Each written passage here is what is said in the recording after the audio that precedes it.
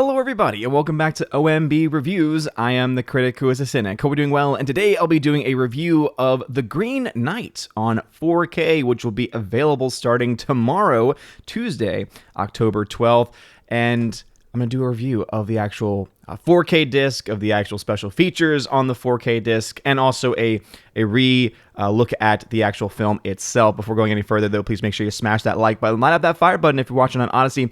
Also, make sure you subscribe to the channel with that bell notification turned on. That way you know every time a new video or live stream goes live on the channel. So The Green Knight was a film that came out earlier this year, and it's a movie that even still, after having gotten the actual physical disc and looked at the special features and gotten to look at parts of it again, I'm still very mixed on. There's so many things about this movie that I am just in love with. First off, I will say that the cover for the 4K disc, I know this is kind of a weird thing to talk about, but again, this is a 4K review and not the full movie review. If you want to have my full movie review thoughts, those are available on the channel. But anyway, I just love the actual 4K cover. I just think it's really fantastic. I love the color dynamics of the yellow and the red. I think it just looks really nice, really beautiful, especially with that slipcover. You can see that the actual disc itself has the same exact artwork on it. And so it's a really good job, I think, packaging-wise, just from Lionsgate, which, by the way, shout out to Lionsgate for sending me this copy to be able to talk about and to review.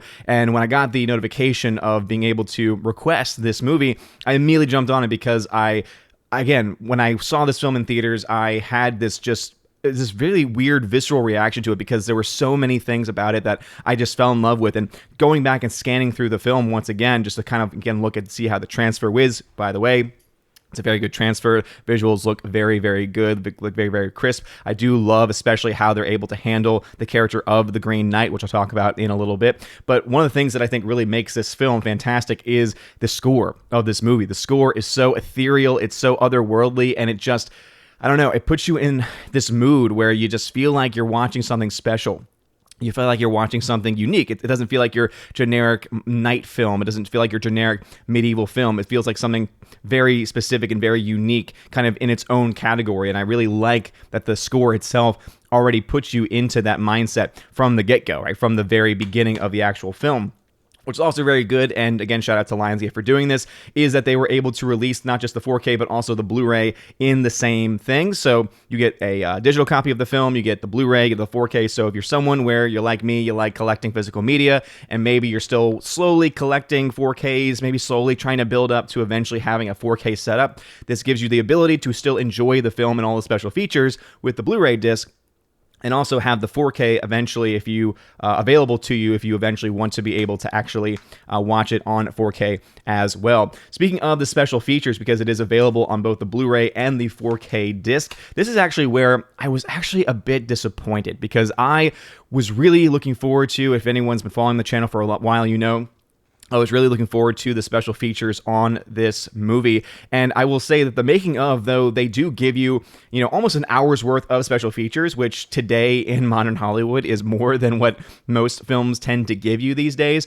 I really wasn't as blown away by it as I was hoping it to be. First off, you have Bold of Blood and Wildest of Heart, the making of the Green Knight. This is the longest one. It's almost about half an hour, and it's really good. It's, again, making of, you get the mindset of the director, you get the mindset of a lot of the other people behind the scenes. You get, of course, takes from the actors in the film too, and I really enjoyed getting those different perspectives, and also having certain things about the film get explained. And one of the things that I really liked a lot about it was a lot of the commentary given by the director and the writer, David Lowery, because he kind of makes it clear that his intention was not to do a shot-for-shot, or rather a line-for-line faithful rendition of the original poem, of the original story, but instead was to take his own spin on it, as it were. So obviously to use the story of the Green Knight, but also have it be something of his own.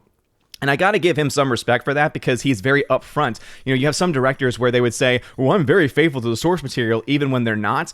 And he clearly is someone where he says, no, I'm clearly taking my own spin. I'm not trying to say one way or the other that I'm not trying to do that. Even based on the trailers, you can kind of tell that he was trying to do his own thing with it. And I know one of the complaints that some people have had about the movie is that it's not a faithful retelling or a faithful adaptation of the story, but it is a retelling. You know, it is its own retelling, it is its own story, and I think that the fact he's very upfront about that and about the vision that he has for the film is something that's worth talking about. Also, what's interesting, one of my least favorite special features, but also one that seems to be, I think, a bit most, as far as, it's kind of a pun, the most illuminating about the actual mindset of the director is actually called Illuminating Technique Title Design. And so there's this weird special feature that goes on for about 8 minutes where it goes into the title sequence.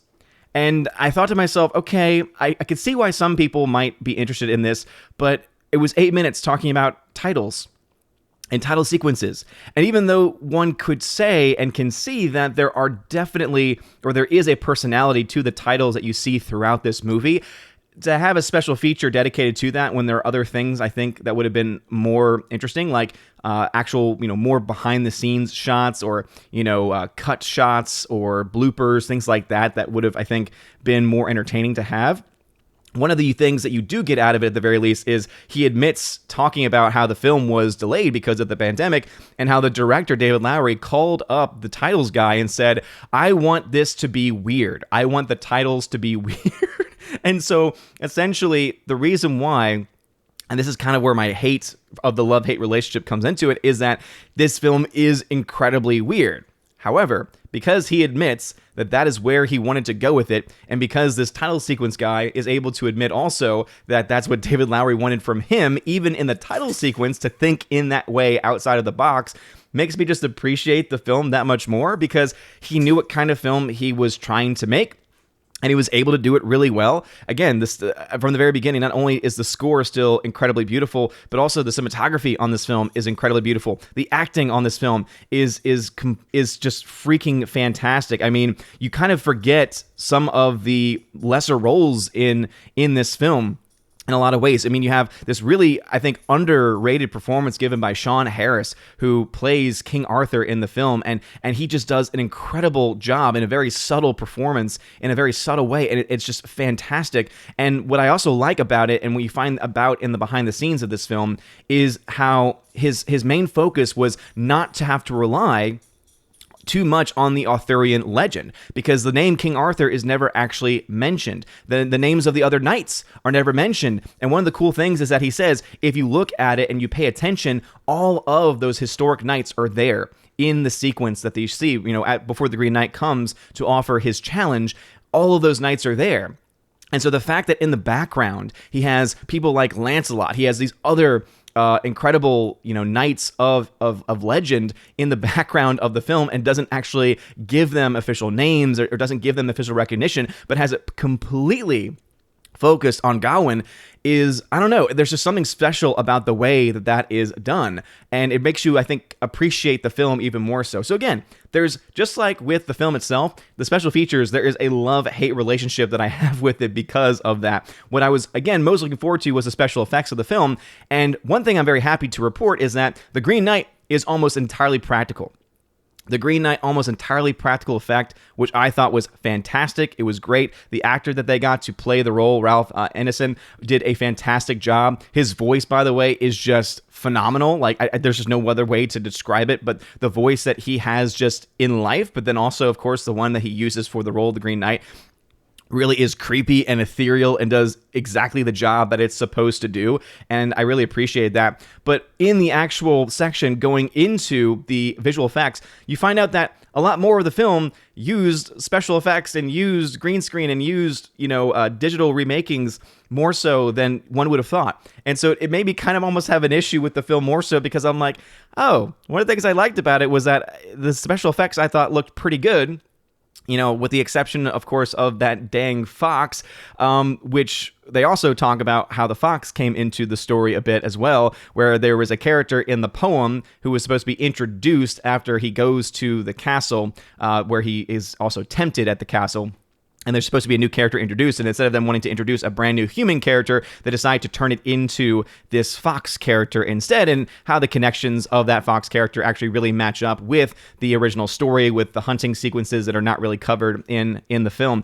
And I thought, okay, that's an interesting way of doing it, but then they used a CGI fox, and the CGI fox looks like a CGI fox and just looks terrible. So just knowing that they used more CGI than I would have thought that they would have used definitely made me I don't know, they spent a lot of time on the visual effects artist on the film, and it just kind of made me go, ugh, okay, I don't appreciate the special effects nearly as much as I had originally done.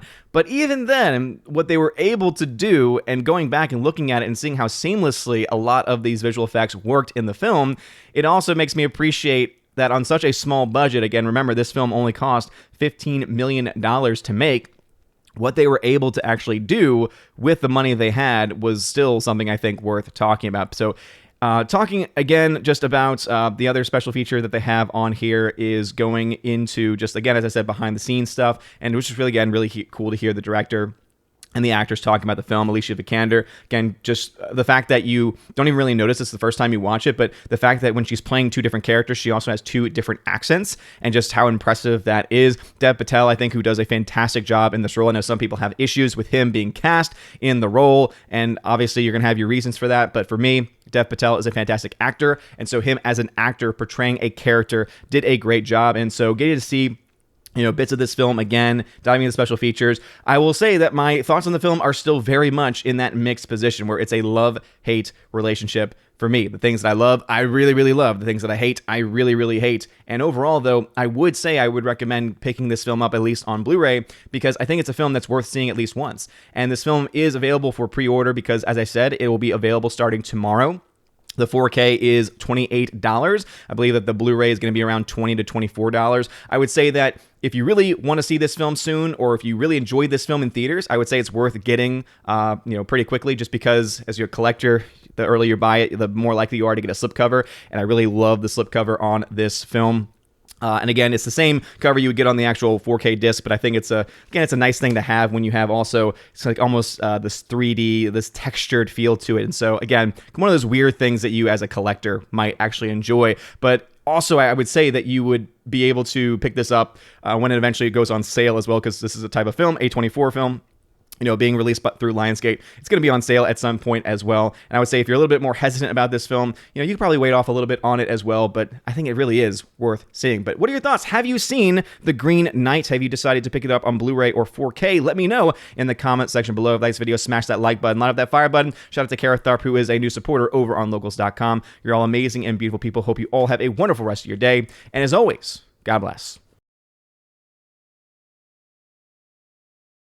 And now for a huge shout out to all of my Patreon, Subscribe Star, and Locals members: Andrew Hoyle, animation commentator; Brandon, Brian P., Christopher Bowman, Don Bruno de la Mancha, Father Christopher Miller, hail to you, Father; Father Damian Cook, Garrett Searles, Harold Francis, Inflamed Wood, Jacob Juice, Jeffrey Toone, Joe Horn, Jonathan Carney, Gomer Kyle, 79, Laura, the Modern Major General's Story, Mike Jackson, Dion, Mad Mitch Dunaway, Mondo Spieler, Mr. Peabody, On to June, Orange Hat Reviews, Out of Step with Reality, Priscilla Hall, Rosetta Allen, Stan Andrian, Teresa Martin, Theodore Benden, Tina Bojan, and Tina B., the Empress of the Universe. Thank you for being my Patreon members, and a huge shout out to my Subscribe Star members: The R, Fast Reaction, Nosferatu Gatsu, John B., Perpetual Punster, Mr. Roy, Glinzer, J. Alex McCarthy Jr., Dean Heist / the new number 2, J-Rod the Beer Guru, and ZK-Man. Thank you very much for supporting me over on Subscribestar. And to my one Locals member, Robert Barnes, thank you for supporting me over on Locals. And if you want a name shouted out, or your name rather, shouted out at the end of every single live stream and video, please consider joining on one of those platforms, either Patreon, Subscribestar, or Locals. Links to that can be found in the description. Look at that top link especially. It's called the Willow link there. It'll give you links to all the social media platforms and also ways to support the channel. If you want to be an Army of Asgard level or above member, you can get access to giveaways that I do every single month. I give away 4Ks, Blu-rays, all kinds of stuff. It is a lot of fun. Also, if you join at the Keeper of the Bifrost level, you get access to all of that. Plus, you get access to an exclusive podcast that I do with John the Flick Pick Flickin' Messenger. We have a lot of fun. We do that once or twice a month. And if you join at the Chosen of Valhalla level, you get all of that. Plus, in your first month, you get a t-shirt of your choice and send anywhere in the world. And also, you get to be featured on the channel once a month on the Chosen of Valhalla live stream, where we get to hang out and have a good time. So anyway, if any of that sounds good, check out that link in the top of the video. As I mentioned, you guys are amazing and beautiful people. I hope you have a wonderful rest of your day. And as always, God bless.